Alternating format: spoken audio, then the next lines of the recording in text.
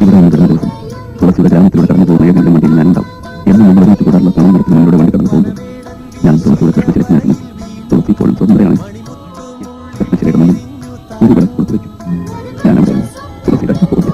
പിന്നെ വണ്ടി അവിടെ എത്തുമ്പോൾ എന്റെ ആത്മാവിന്റെ ഓരോ ആളുകളും തുളസിക്ക് നല്ലത് മാത്രം വരാൻ സാധിച്ചിട്ട് ഞാൻ കടന്നു സമ്മതിക്കട്ടെ. കാത്തിക്കുന്നു വിചാരിക്കുന്നു.